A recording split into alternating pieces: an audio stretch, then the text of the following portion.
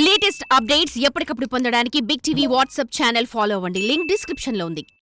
నమస్తే, welcome to big TV. Mohan Babu ఎక్కడ చూసినా సరే ఇదే ఇష్యూ నడుస్తోంది. అయితే ప్రెసెంట్ మోహన్ బాబు, మంచు మనోజ్ అలాగే మంచు విష్ణుని బయటవర్లో పెట్టినట్టు కూడా తెలుస్తోంది. దీనికి సంబంధించి మరిన్ని వివరాలు మనతో పాటు అడ్వకేట్ తిరుపతి వర్మ గారు ఉన్నారు. ఆయనతో మాట్లాడి తెలుసుకుందాం.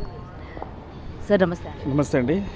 సో ప్రెసెంట్ బైండోవరం అంటే పెట్టారు వీళ్ళు ముగ్గురిని కూడా అంటూ ఉన్నారు. అసలు ఈ వర్డ్ అన్నది కొత్త అనమాట ప్రజలకి కూడా. అసలు ఏం పెట్టడం అంటే ఏంటి, ఎటువంటి లీగల్ యాక్షన్ ఉంటుంది, దీనికి సంబంధించి ఏంటి అని కూడా తెలుసుకోవాలని చెప్పి చాలామంది వెయిట్ చేస్తూ ఉన్నారు. సో దీని గురించి అంటే బైండ్ ఓవర్ అంటే రెండు కొన్ని గ్రూపుల మధ్య తగాదా జరిగినప్పుడు దాన్ని కంట్రోల్ చేయనప్పుడు, లేకుంటే వాళ్ళను మనం మన కంట్రోల్ లేనప్పుడు పోలీసు వాళ్ళు ఏం చేస్తారంటే రెండు గ్రూపులను విడివిడిగా చేసి వేరే పోలీస్ స్టేషన్ తీసుకుని బైండ్ ఓవర్ చేస్తారు.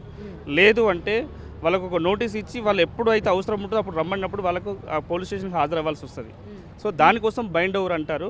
ఆ బైండ్ ఓవర్ కొన్ని కమ్యూనల్ కేసులు కానీ పెద్ద ఇష్యూలలో జరుగుతాయి.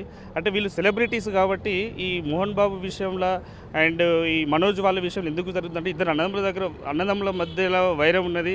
అంటే కొంతమంది బౌన్సర్లను పెట్టుకున్నారు కాబట్టి ఆ బౌన్సర్ల ద్వారా వీళ్ళకి ఏమైనా థ్రెట్ ఉంటుందో, లేకుంటే ఆ బౌన్సర్ల రూపంలో వేరే ఏమైనా ఆగడాలు జరిగే అవకాశం ఉంది, ఒక సమాచారం మేరకు వాళ్ళు బైండ్ ఓవర్ చేసి ఉండొచ్చు.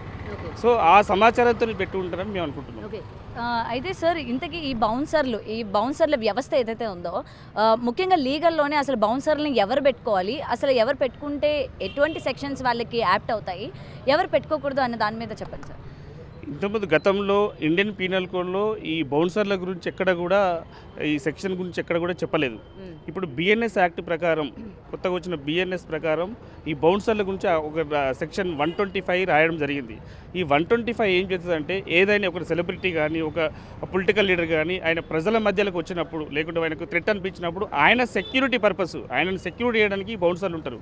అంతేగాని ఈ బౌన్సర్లు వేరే వాళ్ళ మీద దాడి చేయడం, వేరే వాళ్ళ మీద కొట్టడం అయితే చట్టరీత్యా తప్పు. వాళ్ళకు కూడా ఒకవేళ ఈ బౌన్సర్లు వేరే వాళ్ళ మీద దాడి చేస్తే అంటే వీళ్ళని ప్రొటెక్ట్ చేసే క్రమంలో వేరే వాళ్ళ దాడి చేస్తే, ఒకవేళ ఎవరైతే దాడి చేయించుకున్నారో వాళ్ళు ఒకవేళ కంప్లైంట్ ఇస్తే వాళ్ళకు ఈ అంటే బిఎన్ఎస్ 125 ప్రకారం 6 నెలలు జైలు శిక్ష కూడా బౌన్సర్లకు కూడా జైలు శిక్ష పడే అవకాశం ఉంటుంది.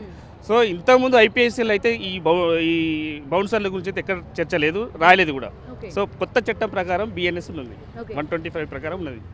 అయితే ఇప్పుడు ఏదైతే బౌన్సర్ల చేత కొట్టించారు కాబట్టి, ఇటు మనోజ్కి కొట్టించారు అండ్ గతంలో అల్లు అర్జున్ ఇన్సిడెంట్లో కూడా బౌన్సర్ల ప్రజల్ని తోయడం వల్లనే అక్కడ ఒక యువతి కూడా చనిపోయారు. అయితే ఈ తోసే క్రమంలో ఈ బౌన్సర్లు ఎవరైతే ఈ యొక్క లీగల్ పార్ట్ ఇక్కడ వ్యవహరిస్తూ ఉన్నారో, ఇప్పుడు వాళ్ళపైన కూడా కేసు పెట్టే ఛాన్సెస్ ఉంటాయంటారా? కేసు పెట్టారు, నేనే వెళ్ళి పెట్టాను కేసు.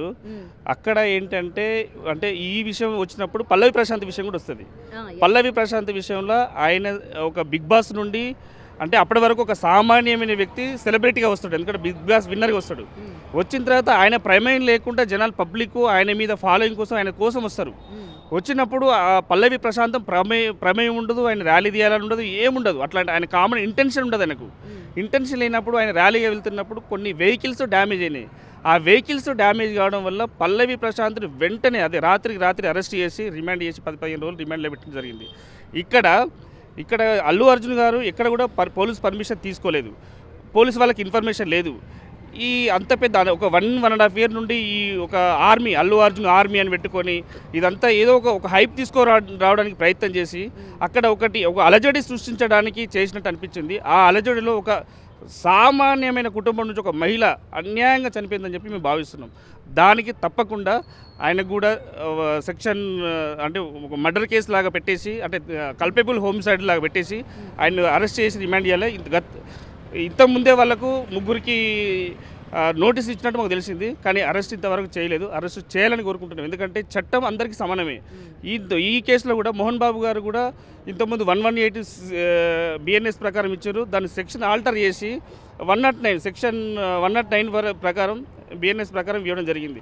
సో ఇక్కడ వీళ్ళకి వర్తించినప్పుడు అక్కడ అల్లు అర్జున్ గారు కూడా వర్తిస్తుంది. సో పోలీసు వాళ్ళకు ఒక రిక్వెస్ట్ ఏంటంటే, చట్టం ముందు అందరూ సమానులే, అందరికీ కూడా. ఎందుకంటే ప్రజలు మిమ్మల్ని నమ్ముతున్నారు, మిమ్మల్ని నమ్మినప్పుడు ప్రజలకు సరైన న్యాయం చేస్తారని చెప్పి ప్రజలు భావిస్తున్నారు. కాబట్టి మీరు కరెక్ట్గా ఈ న్యాయం చేస్తారు. ఎందుకంటే ఇప్పుడు తెలిసింది ఏంటంటే, హైకోర్టు క్వాష్కి వెళ్ళినట్టు తెలిసింది. ఆ క్వాష్కి వెళ్ళడం వల్ల సరే మీరు ప్రాపర్గా ఇన్వెస్టిగేషన్ చేస్తున్నారో లేదో కానీ వీళ్ళకు ఏదో ఒక మినహాయింపు ఇస్తున్నారని చెప్పి ప్రజలు భావిస్తారు. ప్రజలు భావించినప్పుడు ఈ చట్టాల మీద నమ్మకం పోతుంది. సో డెఫినెట్లీగా అల్లు అర్జున్ గారు కూడా అరెస్ట్ చేసి రిమాండ్ చేయాలని చెప్పి కోరుకుంటున్నాం. ఓకే.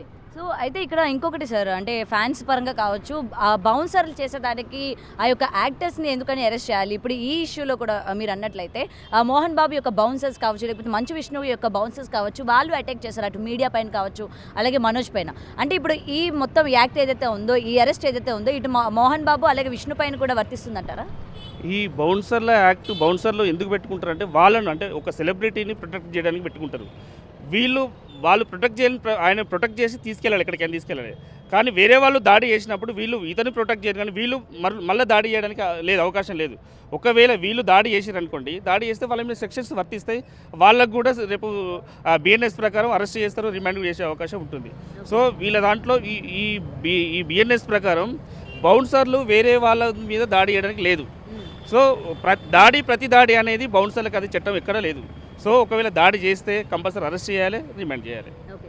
ఇంకొకటి సార్, ఇప్పుడు ఏదైతే అటెంప్ట్ టు మర్డర్ కింద, అంటే జర్నలిస్టుల పైన మోహన్ బాబు గారు దాడి చేసేది ఏదైతే ఉందో, దాన్ని అటెంప్ట్ టు మర్డర్ కింద 10 ఏళ్ల వరకు కూడా ఆయనకి జైలు శిక్ష తప్పదు అంటూ ఉన్నారు. అయితే అటెంప్ట్ టు మర్డర్ చేసినందుకు నిజంగా 10 ఏళ్ల పాటు జైలు శిక్ష పడుతుందా? వాళ్ళు మళ్ళీ ఎటువంటివి అప్లై చేసుకుంటే ఆ శిక్ష అనేది రద్దయ్యే ఛాన్సెస్ ఉంటాయంటారు?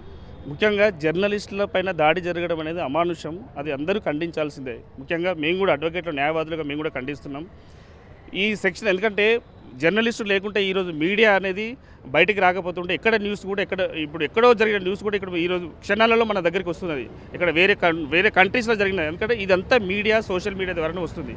సో సోషల్ మీడియాను మనం రెస్పెక్ట్ చేయాల్సిన అవసరం ఉంటుంది. వాళ్ళ మీద దాడిని ఖండిస్తూ ఇప్పుడే అందిన వార్త ఏంటంటే సెక్షన్ 109 ప్రకారం సెక్షన్ పెట్టారు, అంటే అది అటెంప్ట్ మర్డర్ కేసు పెట్టారు. సో ఆ అటెంప్ట్ మర్డర్ కేసులో ఇన్వెస్టిగేషన్ చేసి ఆ మోహన్ బాబు గారిని అరెస్ట్ చేయాలని చెప్పి మేము చెప్తున్నాం. ఓకే. సో డెఫినెట్గా ఆయన మళ్ళీ అంటే సారీ చెప్పినప్పటికీ, అంటే జర్నలిస్టులకి సారీ చెప్పినా ఇది ఏమైనా సరే వర్తించకుండా ఉంటుందా? చట్టం అంటే కొట్టిన తర్వాత సారీ చెప్పడం అనేది కాదు కదమ్మా. ఎందుకంటే వాళ్ళు ఆల్రెడీ తప్పు జరిగిపోయింది, ఆ తప్పుకు శిక్ష ఏంటి అనేది చట్టం చూసుకుంటుంది. సో దానికి అంతే. ఇప్పుడు మర్డర్ చేసిన వాళ్ళు నేను మర్డర్ చేసిన సారీ అంటే కుదరదు కదా, కొట్టిన తర్వాత నేను కొట్టిన సారీ అంటే కుదరదు కదా. ఆ కొట్టిన దానికి శిక్ష ఏంటి అనేది చట్ట ప్రకారం పోలీసు వాళ్ళు చూసుకుంటారు.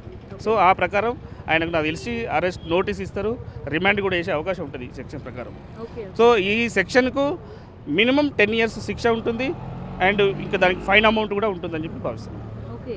సో 10 years పాటు శిక్ష అయితే కన్ఫర్మ్గా ఉంటుంది. సెక్షన్ డెఫినెట్లీ ఈ సెక్షన్ 109 ప్రకారం 10 years శిక్ష ఉంటుంది, రిమాండ్ కూడా చేస్తారు. సో హైకోర్టు న్యాయస్థానం ఏమి ఇస్తారో దాన్ని బట్టి కూడా మనం చూసుకోవచ్చు. రైట్. సో ఇదండి ప్రజెంట్ అయితే లాయర్ గారి మాటల్లో విన్నాం కదా, ఏదైతే ఇప్పుడు అటెంప్ట్ టు మర్డర్ కేసు అయితే పెట్టడం జరిగిందో దీనికి సంబంధించి 10 ఏళ్ల వరకు కూడా శిక్ష పడే ఛాన్సెస్ ఉన్నాయి అని కూడా చెప్తూ ఉన్నారు. Cameraman Vinod Gautami reporting, Hyderabad. For more videos like this, subscribe Big TV channel.